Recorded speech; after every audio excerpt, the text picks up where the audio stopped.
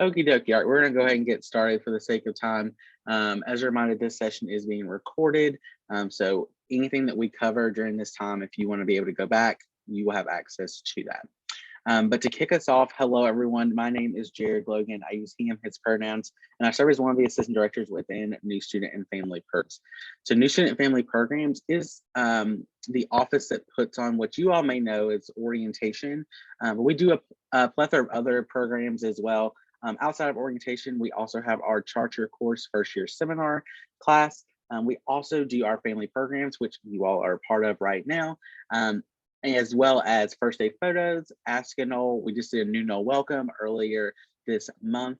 And all of that is to help the transition of new students and their families to Florida State through the community of Tallahassee, but also the campus through different partnerships like our FSU Chats and other programs that we do.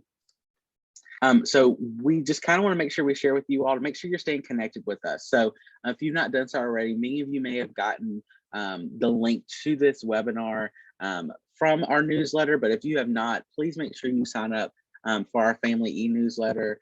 It has a lot of great information. We send one out every month. So every month there is a new newsletter. There'll be one coming out again early next week. So you want to make sure that you sign up for this. Again, the newsletters just have information about what's going on campus. We share some articles about how you as a family member can help best support your student, share some updated dates and important things that happen, like upcoming things your student needs to make sure they're doing during their time at Florida State. And then we also have some campus partners that will submit articles as well that help your students, again, remain connected, but also make sure you're staying connected to what's going on here on campus. We'll send out any news that goes out, anything in particular. So you definitely want to make sure you have access to these. And once you have signed up for them, you will be able to see the ones that have been in the past. We had one in January, but there are additional ones as we go along. We also make sure you stay connected with New Student and Family Programs. We use our social media quite often. We share a lot of information throughout that, whether this events on campus, highlighting other offices or programs that are going on for new students, or just to say hello, to celebrate your student and all the great things that's going on. Last Monday was one of our signature programs, which is FSU Birthday. So we celebrated the 171st birthday of Florida State. So we had a really good time. So if you want to check that out on our social media, please do so. You may see your student potentially. But you can follow us on all social media. We have Facebook, Instagram, Twitter. We even have a TikTok and our YouTube. And you can find that all of those are FSU NSFP. So again, that is at FSU NSFP. And that's where you can find out everything that's going on within New Student and Family Programs, and also where we share some additional news that you may not find in the newsletter, some more up-to-date things as we go throughout the month or the week as well. Some additional opportunities that I want to make sure I share with you all. First is our FSU Family Blog. So we do have a family blog. It is written by folks in our office. Whether it be professionals in our office, current students, some of our orientation leaders write things, our peer navigators as well. This gives you a really great insight into, again, additional resources that you can have or share with your student. It gives some great student perspectives. We just had a current one that was just written that came out end of last week about supporting your upperclassmen students, what resources exist for upperclassmen students, and how you as a family member can make sure that you are doing the best for your student while they're here with us. The other thing I want to make sure we share is we do have a list of archived FSU chats. So since these have begun, we have kept them. So we had some great ones last semester. One was around just generally involved. One was around being healthy, making healthy change. We had another one about being thankful and sustainable, and a plethora of other opportunities from other campus partners that have shared what their office is currently doing for students here on campus, but also how they can serve you and how you can help serve your student in the best way. Without further ado, I am happy and excited to be joined by three great campus partners that are here to talk about how they can support your student, how your student can get involved, and really spring into action this new spring semester. So I'm going to pass it over to Tori from the Career Center to get us started. All right. Thank you, Jared. So I am going to go ahead and share my screen. As Jared mentioned, my name is Tori Delafiera. My pronouns are she, her, hers, and I have the pleasure of serving the Florida State University Career Center as our Senior Assistant Director for Outreach and Assessment. And so what I'm hoping to speak with you all about today is just how to make sure that your student can take action steps to help set them up for whatever is after graduation. We acknowledge that every student's career journey and trajectory is going to be different. And so we're excited to help them figure out whatever it is that will help them be successful and figure out what that means for them. And so one of the biggest pieces of advice I can give anybody, I have been in this office in some capacity since 2018, encourage your student to visit our office as early as possible. There is nothing more disheartening than working with a student 2 weeks before graduation who all of a sudden is panicked because they don't have a plan. Or a student who has made it to their junior year and realizes that their major for the last 2.5 years is not actually aligned with the kind of work they see themselves doing. When we meet with students early on in their career and we meet with them frequently, we're able to have them make decisions that better align with their values, their interests, and their skills. We have the capability to service all of our students in an individual way. So depending on certain students, this may mean individual career counseling with our counselors in training, developing individual action plans with each student, setting out the steps that will make them be successful, or a simple referral to resources. Of course, we always have what everyone assumes we do, which is resume critiques and cover letters, but we do a ton beyond that. And we do that with an office staff of 40 full-time professionals, 25 paraprofessionals, and 10 assorted work study students and interns. So we have a whole crew that's helping to support your student wherever they may be. And so very often we see students, especially in their first year or two, who are really deciding what is their major or occupational choice that they want to make. And that's a really fundamental and critical decision. We acknowledge that a lot of majors have excellent, incredible transferable skills, but sometimes students will want very specific career paths that require very specific credentials. And so it's important to set them up for that success early. We have plenty of resources related to finding those ideal majors and occupations, as well as one of our cornerstone resources is our match major sheets. We have these for a majority of either majors or major clusters on campus that provide resources about what are employers that are hiring this major. What are job titles that a student can search for on our assorted online resources to figure out what is the expected salary of that position? We have those for a large majority of our majors, and we're working to develop those and keep those updated all the time. For those whose students are really focused in on their academics and feel the most, they feel the most support and structure when they have that academic environment. We do also offer a career planning class for our students. It's SDS 3340, Introduction to Career Development. It can be taken for 1 to 3 credits. It is a variable credit class. So that means they could take certain modules in different years, or they could take it all at once. We tend to see a lot of our students in that class are seniors who are looking for 3 credits to graduate or 2 credits to graduate. But the feedback we get most often from those students is that they wish they would have taken the class sooner because it would have better prepared them for figuring out what their next step was and preparing them for their occupation or graduate school of choice. And then one of the things that we have in our office that is very exciting is Florida State University has an experiential learning requirement. And so we have an entire team devoted to helping connect students to those experiences. A lot of people will assume that's an internship, but for some students that may be a cooperative experience or an externship, a part-time job, acknowledging that a lot of students have financial need during the semester. We also offer some short-term options such as job shadowing, as well as very specific programs in support of internships and decreasing barriers for students to access those internships. And again, that's something that we see more and more students want those experiences before they graduate because we know that will help them determine if a job, if a company, if a job type are the right fit for what they want to be doing.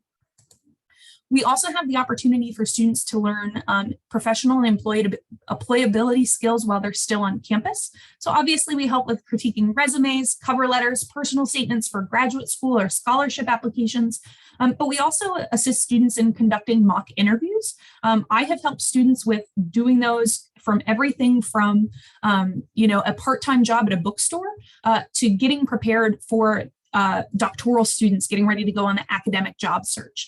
So we have those resources to offer to everyone and anyone in between. We also can strategize with students about what their job search looks like.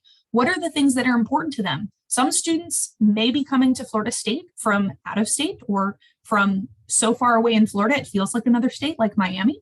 And so some of those students may have the desire to get back close to home. So we help them prioritize and strategize. How do I get what I want out of the job search in my first job after graduation?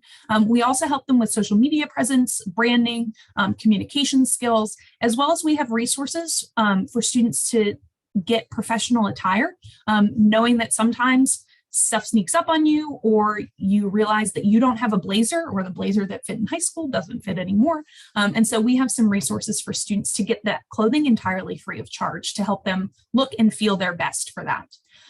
So one of the resources that I think is super critical to just even know the name of is Knoll Network. And so this is where our team in the Career Center, as well as our employer partners and campus partners, are posting their internships, part and full-time positions, as well as information sessions for graduate schools and employers and scholarship programs. This is also where they can see what employers are coming to career fairs. All of that sort of information is contained between Knoll Network and our website, which you'll see at the end. It's just career.fsu.edu. And there's plenty for you to peruse on either of those platforms for your student to find out more information. And so one of the things I just want to let you and your students know as well is that if they're well prepared and they're working hard while they're here, based on the history of their classmates, they are probably going to be very successful. And so we've just included some information here. I am our data person, so what I do want to let you know is this sample that's included on these slides includes part of the beginning of the pandemic. So we did have some graduates in that particular year of spring 2020 that were heavily impacted. But at that point, we still had, out of the graduates who were seeking to be employed, over 2/3 of them had at least one job offer within 6 months of graduation. And more than 40% of them found those opportunities through working with the Career Center. And for those whose student may be considering graduate education or further education, that's about 1/3 of our students traditionally. Those students tend to see about a 74-75% success rate in those offers. And I will just let you know, we're going to be announcing some exciting news soon, but we have changed how we're collecting that information. So those numbers are even more impressive for the previous class, 2020, 2021. And so what can you do as a family member of a student? Again, biggest thing, encourage them to start early. There are plenty of folks in our office, me included, who really regret how little we used our own career centers in our undergraduate careers in graduate school, because it really could have helped solidify some things. And maybe everything is a learning experience, but particular experiences may have been warded off had we done some forethought and some planning there. Some other ways that you can contribute, we have opportunities with one of our programs to mentor FSU students. It does not have to be your own student. We do also offer the short-term program that I was talking about where students can experience careers, FSU Shadow. And then obviously we always have financial donations that are possible, but also, as I was talking about with our professional clothing closet, as you're clearing out your closets, if you have professional attire, that can go to a student in need. And our Career Center is always doing those sorts of things to help our students feel good in that process. And so, like most offices on campus, we have the same branding across all of our platforms. As I mentioned, our website is career.fsu.edu. It has more information than someone could ever consume in a single day. So encourage your student to spend some time digging through it and figuring out what's appropriate for them. Depending on their major, we have a whole host of embedded career liaisons who are subject matter experts in those particular fields. And so that's an exciting way to forge a connection with our office that really matters to what the student, what your student may be wanting for their future plans. And then we're on all the social medias at FSU Career Center. And then if your student would want to come visit us, we are in the Dunlap Success Center in the center of campus. And we are always excited to see folks there.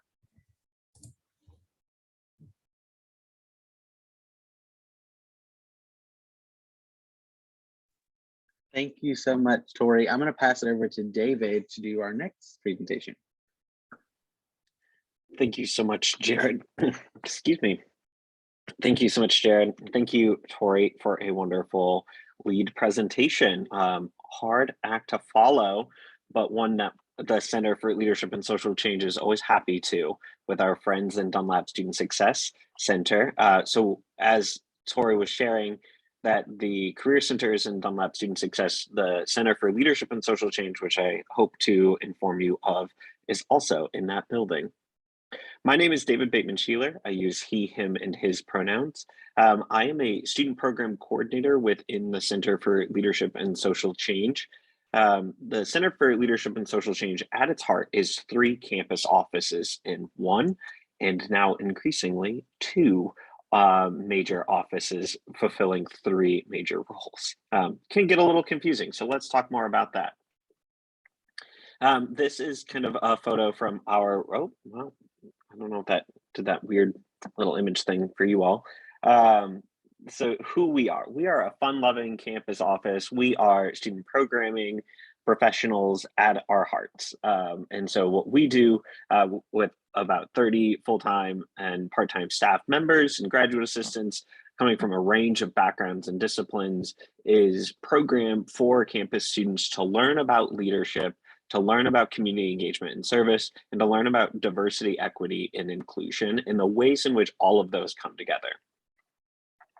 So, like I said, we focus on identity development, leadership learning, and community engagement. And we do this in this very fancy Venn diagram approach. And so we say that each one of these things in many campuses across the country are 3 different offices. You'll find a leadership office or a service learning office, or you'll find a multicultural center.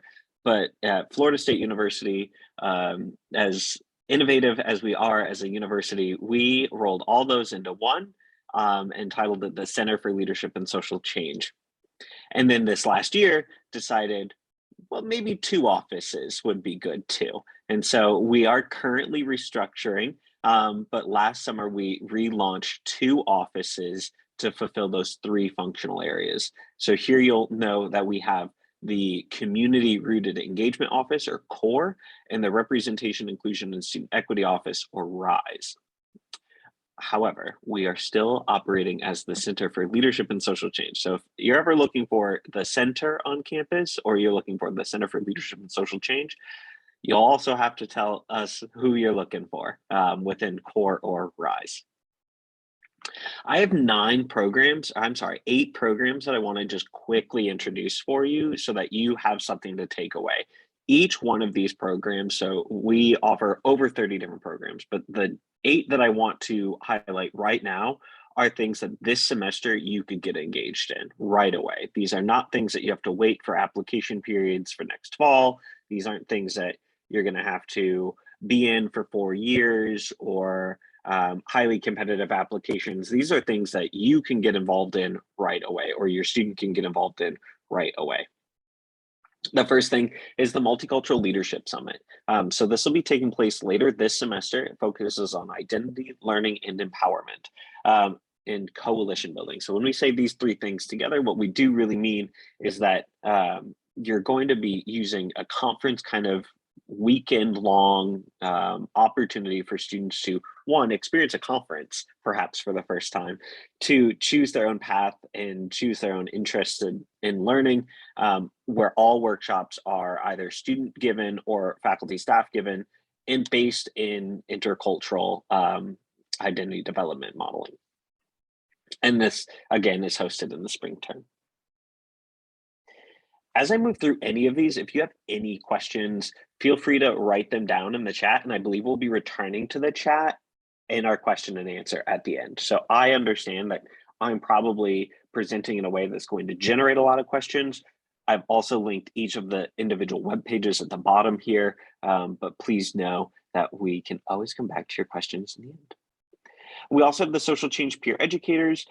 These have applications out in the mid-spring. Social change peer educators are a group of students who travel across campus at requests of faculty members, of staff members, and actually will give presentations to kind of captive audiences about diversity, equity, and inclusion. So if you ever wanted to know about why climate change is also racial justice, this would be a presentation that these students would be peer trained to give. If you ever want to know about intergroup dialogue as a technical skill set, these would be groups of students who are intergroup dialogue trained facilitators. One of the coolest things that I've ever seen at a college campus, and I have traveled extensively in college campuses in my studies of higher education, is the agencies at FSU. And the student agencies have a long history and formerly were housed in the Student Government Association, but are now part of our Representation, Inclusion, and Student Equity Office. They focus on community and belonging, advocacy, representation, and they have their own executive board. So these are internally governed, fee-supported student groups based in student kind of self-empowerment, right? If you are a Jewish student on campus, you have a group of students who are self-organized and self-promoting and are able to use university resources to kind of counteract some of the anti-Semitic encounters that they might have while they're here. Of course, the agencies are also paired with this office for the exact reason of proactive education as well, to reduce those instances that any of these populations might suffer from. Our second functional area is leadership, and I want to talk about leadership logic as well as Leadershape. And so leadership logic stands for learning in the outdoors for group and individual change. I don't expect anyone to ever remember that, and that's why we just call it logic. It takes place out at the campus lakefront property a few times a semester, and each time they meet for a weekend, they actually change the leadership theory that they use. So if you're interested in outdoor facilitation and leadership learning, leadership logic's for you. And you can do it multiple times because you're not going to be getting the same kind of learning each time. It is also peer facilitated, so you can always develop yourself as a facilitator as well. And then Leadershape is a week-long program that takes place the week after spring finals in Panama City Beach, focused on leadership, integrity, vision, and insight. This is a national program that we have the privilege of running at Florida State. And so if you have, or if your student has peers across multiple different universities, similar in size or scope as Florida State, they will likely also have a Leadershape experience and could be a very fun way for peers at different institutions to build a connection. And you will apply or students may apply in mid-spring. And finally, we have our community engagement team. And so the leadership and community engagement are based out of our community-rooted engagement. Community engagement is service, is volunteering, is philanthropy, but at the same time is community-led, is asset-based.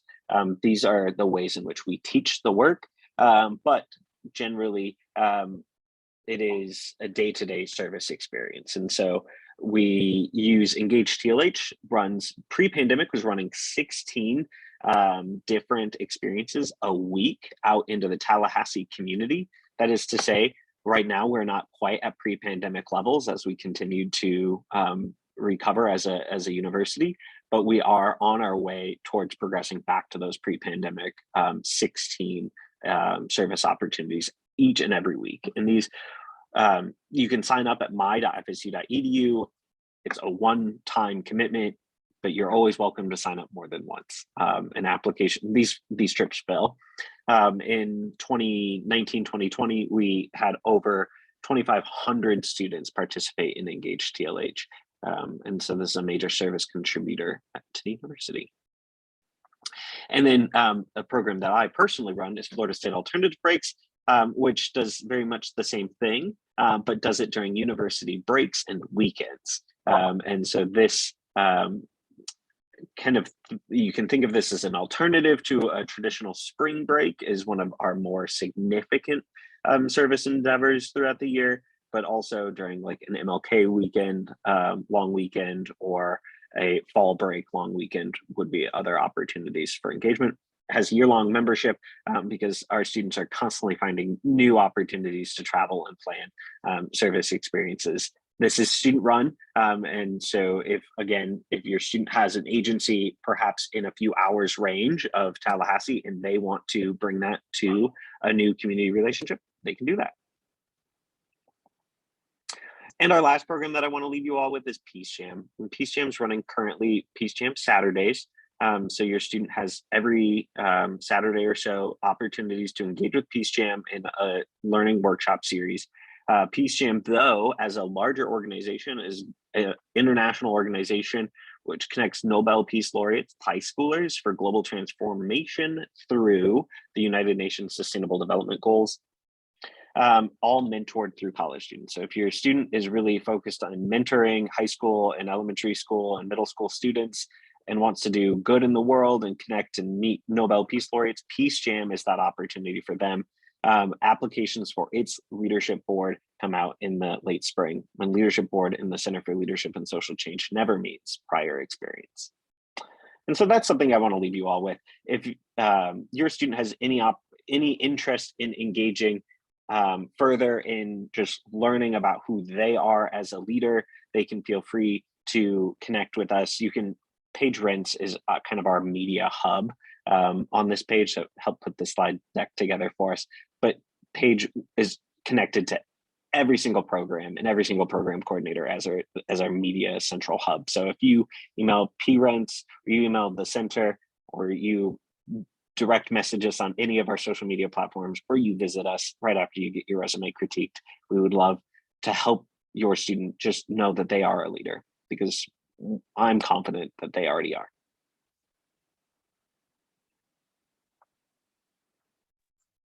Perfect. Thank you so much, David. And last but not least, we're going to pass over to Dr. Berry. Good evening. It's great to be here. My name is Dr. Berry. I serve as director of the Academic Center for Excellence. We are a learning center on campus where we provide academic support to students. So this is our website. In the chat, I'm going to put ace.fsu.edu, as well as tutoring.fsu.edu, and my email address. So please feel free to reach out to me later after this chat session. So just wanted to first start out about tutoring and discuss services that the university provides to students. So while ACE does provide tutoring, we provide individual and group, as well as small group and weekly group tutoring sessions. There are other campus partners that also provide tutoring at FSU. So if you will go to tutoring.fsu.edu, you will see a variety of resources for students. And there is no limit to the tutoring that students can receive at FSU. ACE is not open on Saturdays, but a student could get help with math, economics, psychology during the week at multiple locations on campus. So please encourage your student to be looking at tutoring.fsu.edu for a variety of helpful services. I mentioned we have group tutoring here at ACE, and so we encourage students to come weekly to get help with a tutor. We hire over 40 undergraduate students to help students here at FSU at ACE. So during this semester, we are helping students in over 50 different courses, and we have undergraduate students who are trained, who have earned a B+ or better, to help students with difficult content and challenging classes. We have study rooms on campus, so I really would like for you to encourage students to find quieter space that's least distracting. So at ACE, your student and you can select a variety of study rooms. What is really great is that your student can use their mobile phone and schedule study rooms at both ACE in the William Johnston building, as well as individual tutoring appointments. Using their phone, they can access it through the MyFSU app, and it's called Campus Connect. It's also located here on our website. You can see the image. But students could also study in CARE. It's actually a department on campus that helps first-generation students. So at Fagard, there are over 25 different study rooms that a student could use their phone, schedule space at both ACE and CARE. We also have a variety of spaces on campus, not just those 2 locations. But again, we just encourage students to really be studying in between classes in quieter, least distracting spaces. So what's really great about space at ACE and also in the Fagard building is that there are whiteboard walls. So students can really reorganize their notes and really deepen their learning by utilizing some supplies that we provide to students in the study rooms. If you know your student is currently, as we are in week 4 of classes, if you know your student is really struggling with difficult content for maybe a particular class, perhaps your student has not done very well with the first exam, or has found that there are multiple assignments that have been much more challenging than expected, please encourage your student to schedule a personal academic consultation. We have faculty here at ACE. We also have study skills tutors who are here at ACE. We work individually with students based on their needs. So there are many students who are in their freshman year currently, still trying to figure out control of their time, trying to figure out how many hours they should be studying outside of classes. So a personal academic consultation is really advantageous for a one-on-one conversation with the student about how do I get control of my time? What do I do with the time I have outside of class? But also it could be really honing in on how to really do better on their second exam, as they may have realized that studying strategies they used before were just not as useful as they thought. And so instead of getting frustrated and having shame and not really addressing the study strategies, they are free consultations with faculty and study skills tutors who can really work one-on-one with your student to really help come up with some better reading strategies, maybe reading comprehension strategies, and just some other learning and metacognitive strategies that students may need to use. We have a great resource, a variety of resources for note making, test preparation, time management under study tools and tips off of our website. So I highly encourage students to utilize the resources we place there. We have a lot of different workshops that your student can attend. No student has to register in advance. Students can show up. Majority of our workshops are in person, and we have at least one every day this week, which is not throughout the semester typically, but we do have a variety of workshops right now. I know this week we're talking to students about movement and balance in general, just to help with motivation, how to reduce stress, how to prepare for tests, as we know students are really moving into the mid-semester time where a lot of exams may be for them. Overall, just want to encourage your student to come utilize our space. We have a computer lab, we have laptops available for students, in addition to study areas and tutoring services. So I look forward to talking with you individually and in the question and answer period. Thank you. Thank you so much, Dr. Berry, for sharing. All right, folks, so we are going to move into our question and answer time. So at the bottom of your screen, you will see a Q&A box. So if you want to go ahead and drop some questions in there to either Tori, David, Dr. Berry, about anything that they shared, feel free to do so. To kick us off, I will start with some kind of questions that we've had sent in prior. So this would be to Tori to start off. What can or should a student expect when they walk into the Career Center, just in general?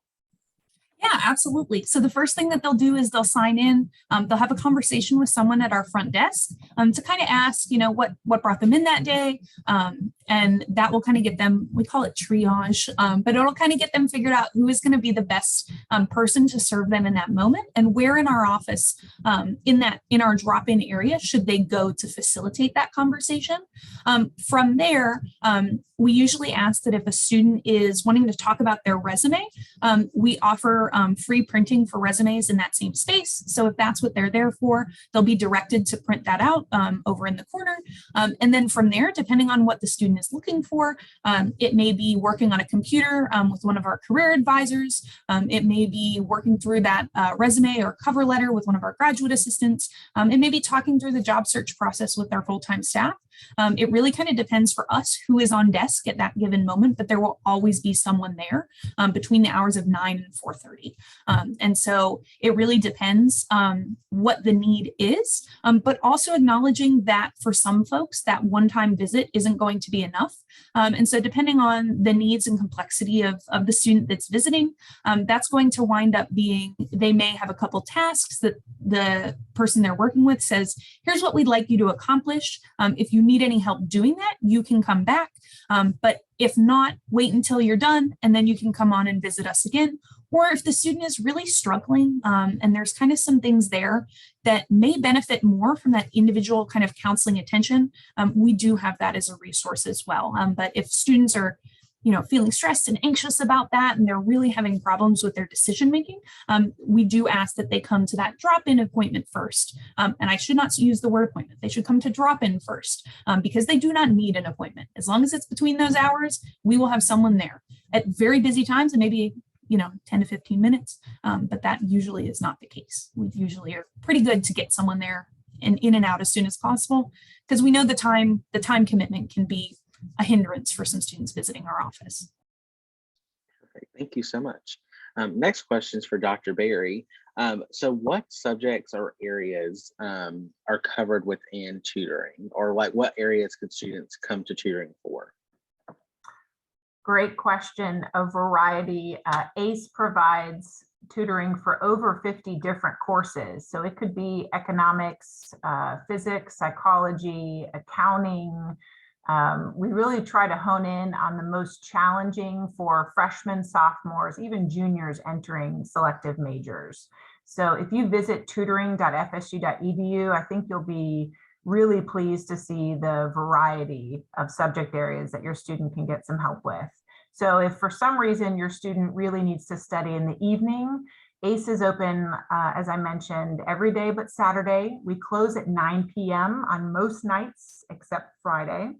And so really a student could utilize ACE tutoring and then also go to Strozier where the learning district is, or also utilize online tutoring, which is with the learning district. And you'll find that information at tutoring.fsu.edu.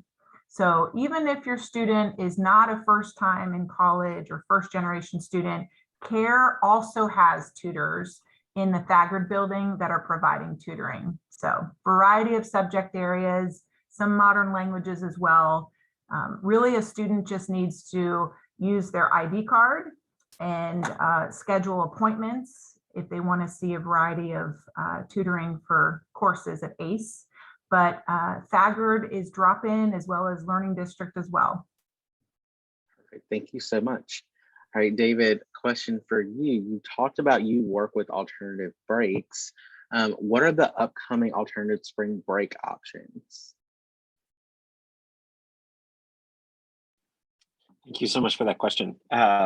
Alternative spring break, or our alternative break program, is student-led. And so what this means is that after 2 years of no travel, we have a diminished kind of student leadership. So we are not offering nearly as many experiences as we have in the past. So if your student is not interested in the one that we are leading this year, that does not mean that they should not join. In fact, it probably is more reason that they should join and help prepare the program that they are wanting. So we are this year running a trip on permaculture and off-grid living in the Appalachian Mountains of Western North Carolina.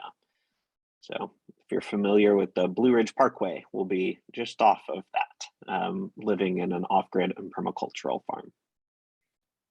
So I'm from let me Western North also Carolina. just give a little bit more information about alternative spring break. It runs $300 for a week, all costs included. So housing, travel, and it's all billed through university accounts, meaning that it's an educational expenditure, and your financial aid package could help pay for that. Perfect. Thank you so much, David. That's so cool. I'm from Western North Carolina, so I'm excited that you all are headed that way for the break this year. So additional questions that have kind of come in. I think this one will be for Dr. Berry. So my student has test anxiety. Are there any resources you could recommend or would recommend?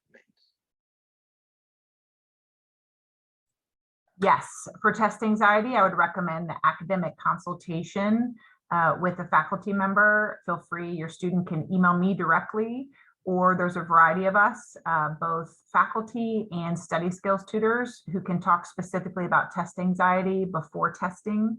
And so typically there's a 30 to 45-minute conversations. It truly just depends on how much information a student's willing to receive from us and to talk openly about challenges. That would definitely be a really good resource. We also have workshops. I know we have a test preparation workshop coming up this week. So I encourage, please encourage students to attend that as well. We do talk about test anxiety during that workshop. Perfect. Thank you. So we do have a question from the chat, and I'm going to start answering it.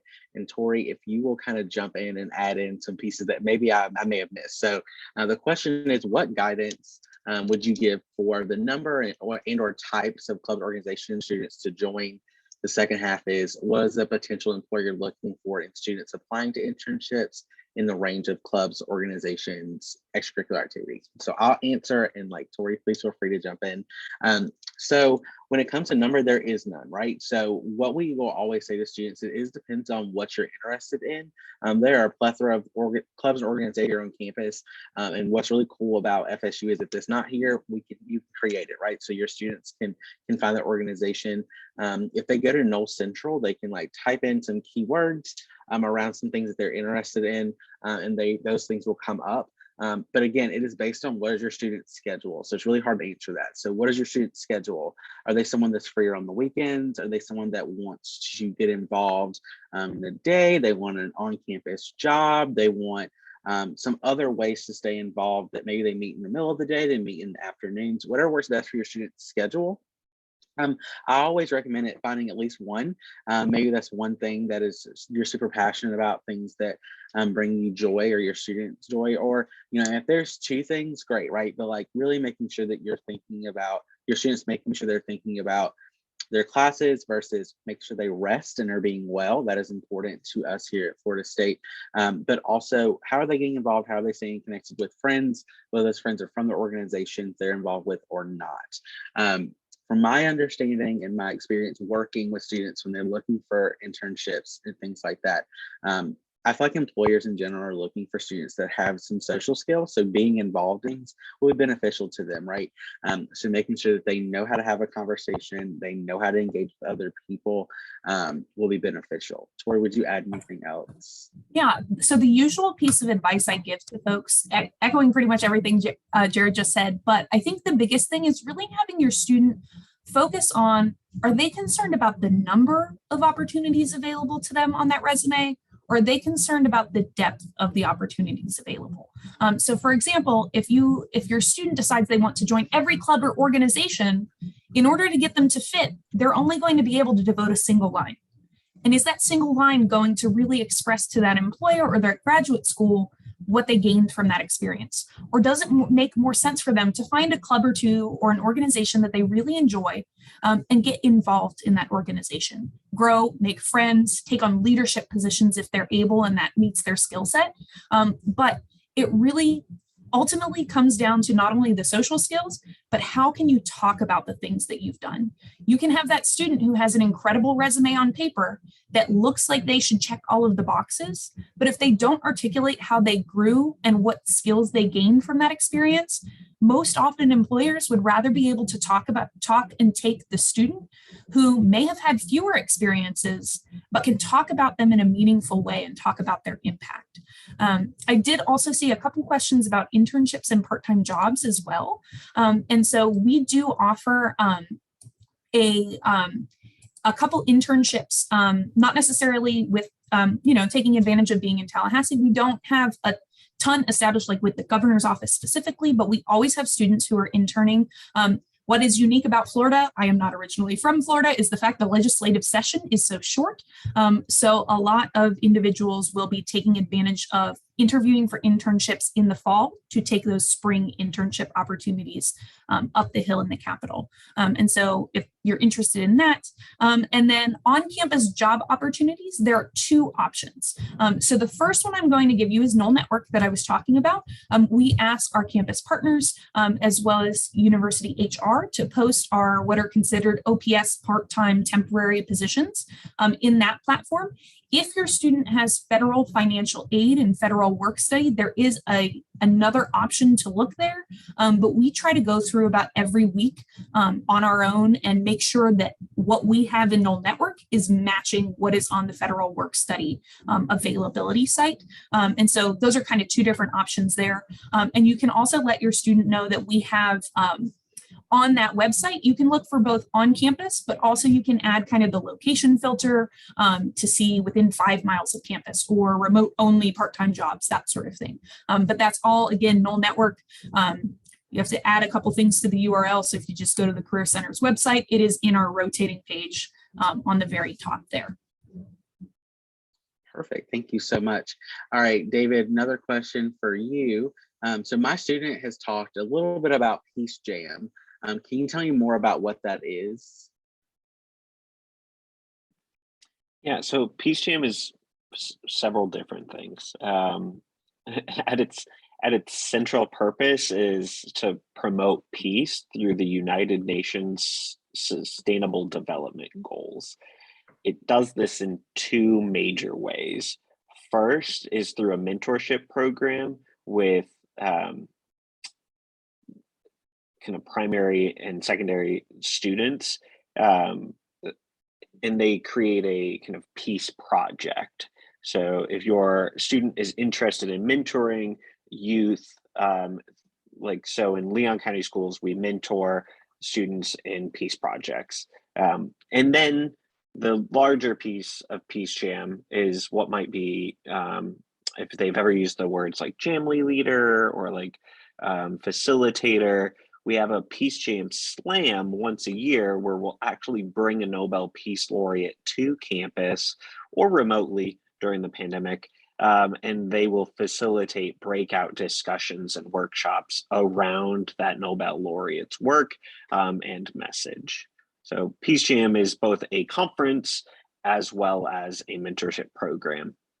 Now, Peace Jam Southeast, which is based out of FSU, and FSU hosts that Peace Jam Slam, is also one of the leading Peace Jam chapters in the world.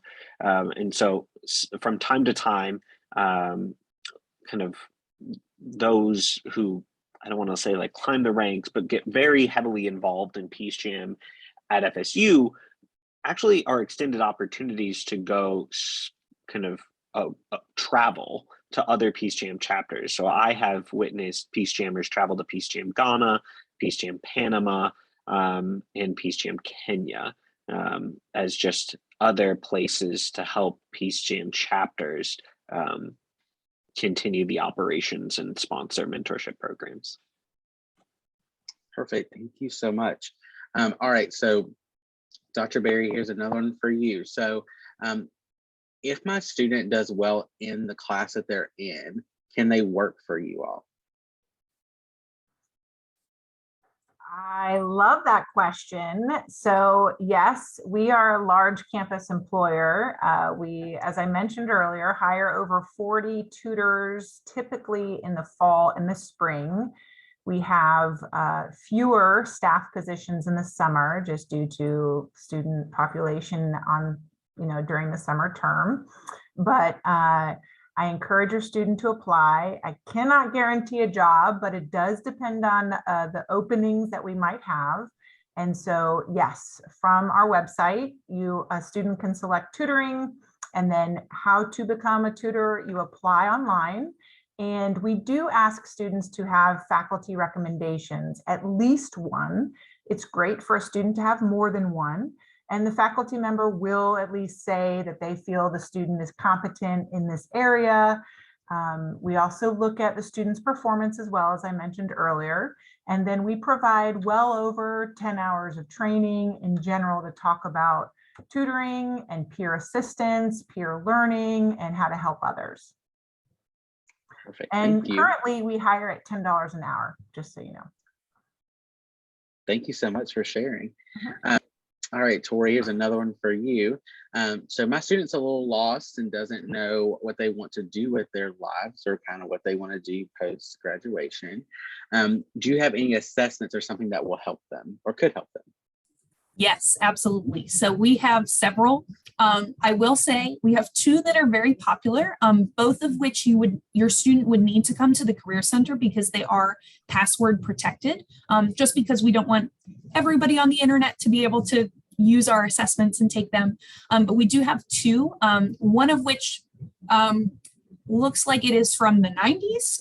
It is a online digital assessment. It is very useful information, but they have not updated it. So students don't tend to flock towards that one. But we do have an assessment called Focus 2. And so it has 6 different components that are asking about what skills is your student competent in? What skills does your student want to gain? What things do they like to do? Those are the 3 I can think of. There are also 6 others. What things do they value? So do they value time with family? Do they value contributing to a certain type of mission? And from there, once they've completed all 6 of kind of those miniature assessments within the focus program, what it will do is it will figure out what occupations would make sense with what that student is entered, and how do the majors that are offered at FSU map onto that potential occupation.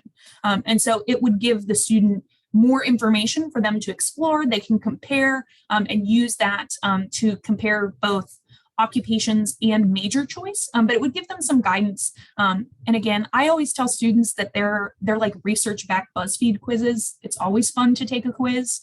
And so I have students just come in just to do that, just kind of to validate what they're doing. But if they don't know what they're doing yet and they're not really sure, that's usually where we start before we refer that student to any additional of our services that are kind of more intensive. But we kind of start there, get them to play around a little bit and make an action plan for those next steps to kind of try out and dip their toes in the water for that particular choice that they've made in that moment, acknowledging that their choices very much may change, and that's totally normal. Perfect. Thank you. All right, David, I have another question for you. Can you explain a little more about ServScript hours? So in addition to the programs that are offered by our offices, there are also lots of different recognition efforts. And ServScript is one of these that allows students who do service to be recognized for their service commitments on their transcript. And so if you go to the center.fsu.edu/ServScript, you can actually, we have something like, I want it to be 2,500 different agencies that are preloaded into ServScript. So if your student has done service at home over a break, and maybe they live, I'm going to say most of our service sites are within the state of Florida, and they're doing something at Feeding South Florida, as an example, and they've done 10 hours at Feeding South Florida. You could very easily get those 10 hours recorded onto your transcript, and every single day of the year is covered in ServScript, but they're set off by terms. And this is the very important piece to know about ServScript. It closes the last day of the semester and immediately opens. So at 11:59 on, say, April 29th this year, SurfScript closes for the fall semester, and at 12 a.m. April 30th, it opens for the summer. But let's say you forgot to log your hours. It feels like, what's 1 minute difference? You can go in and log your hours. You cannot.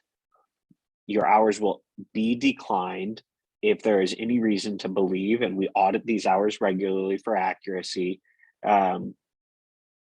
If there's any reason to believe that your hours are less than accurate, and we'll contact supervisors, and we'll ask you to keep any documentation of that service that you have to ensure that they're valid and accurate hours. So just always remember, log them when you do them, and definitely log them by the end of the semester in which you've done them. If you get into SurfScript and you don't find your agency listed, we can add it. That's how we got 2,500 in there to begin with. And once upon a time, this whole program was run on paper. So just know that we are dedicated to SurfScript, and we are dedicated to making that program work for every student.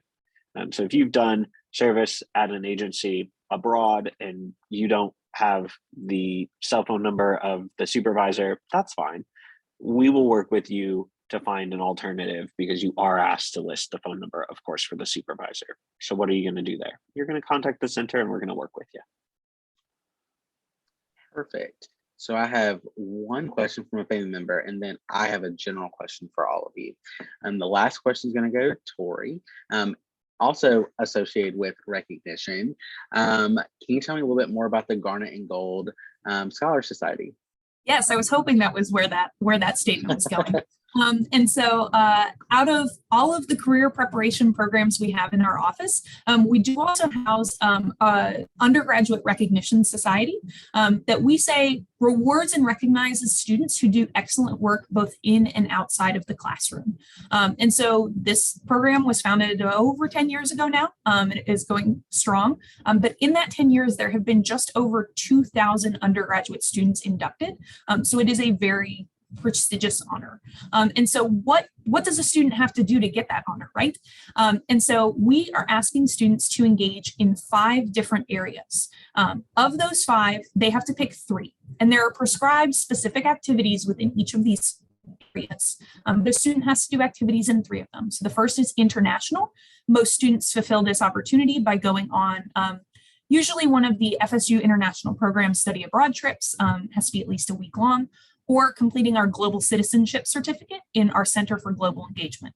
Next is internship. Most students will fulfill this either by taking a class, internship class for credit through their major, or we have a program in the Career Center called the Experience Recognition Program that aids and recognizes students for internships when their major may not have an internship class. Internship. Leadership is next. This one is the funkiest.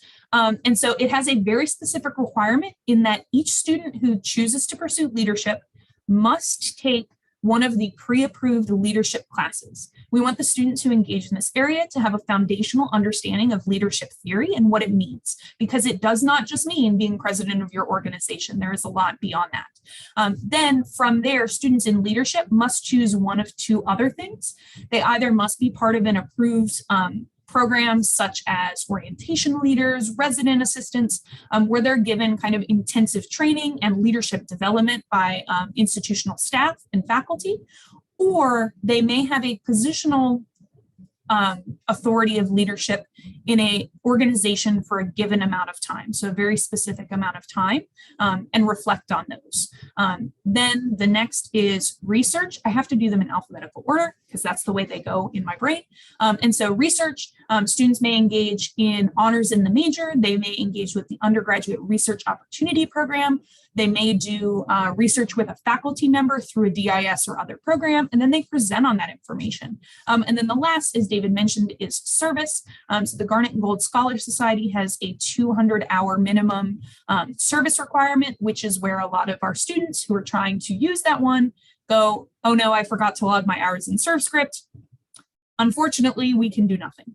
And so students who participate in at least 3 of those areas over the course of their entire tenure at FSU and reflect on those areas. So as I mentioned before, the thing that's critical to employers is being able to talk about the experiences that you've had and why they matter and why they make you ready for the next step.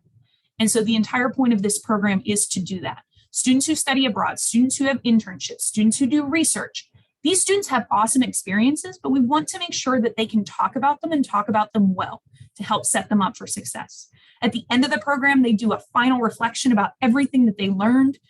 We ask them to do it in no more than 1,200 words. So you can bet most of them are 1,199.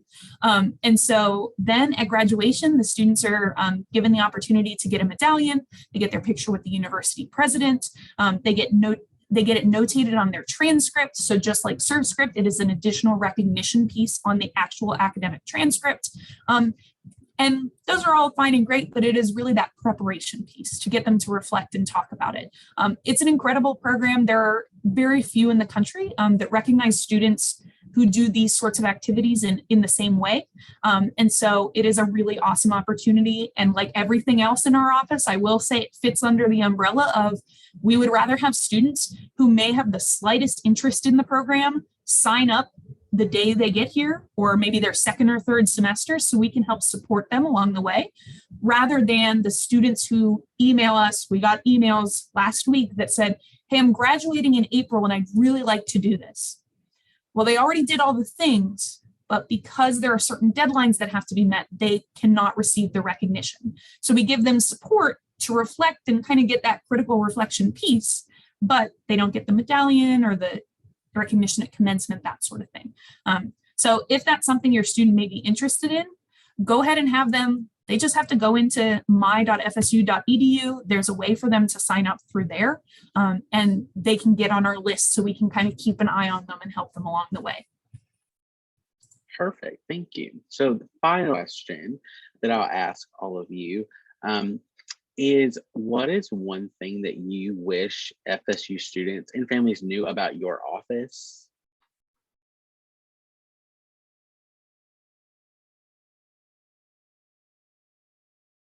It's a big one. I'll go first, just because it is right there.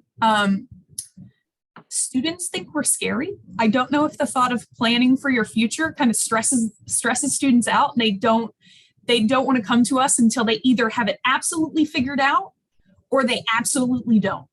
And they don't tend to come in the middle. We're all still figuring it out ourselves. We all have plans and dreams and goals, and we are people. We get excited to wear jeans on Fridays. So we are just here to support students in whatever is going to make them successful.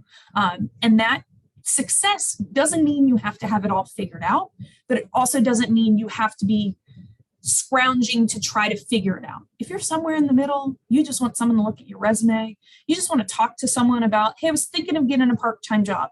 Totally fine. There is nothing too big or too small to come talk to us about. And we also are not, I don't know, people assume that they think of a career center and they think of people wearing suits all day, every day. And we only have like one person who does that in our whole office of 40 people. And so we just want students to come and feel comfortable and be excited for their future plans, because we know our graduates do incredible things. And so we want to be part of that process. And, we're the hype people for a lot of our students. And it brings us such joy to be interacting with students from day one until, can't do the math, but whatever graduation day may be for that student, from day one till then. Like, we want to be there as cheerleaders for them along the way, and we're not going to judge you. We just want the best for students. Thank you. I echo what Tori said in that I think the number one underutilized service and resource at FSU academically is students going to office hours to meet and talk with their instructor. So we know as faculty and staff that help seeking is very difficult for students. So I would want any family member to encourage students to seek out the resources that we provide students, so that students do not have to go to anyone externally, third-party vendor and such. So to seek the resources now, seek them on a weekly basis, and there are many that are already here without needing any additional funds. Thank you.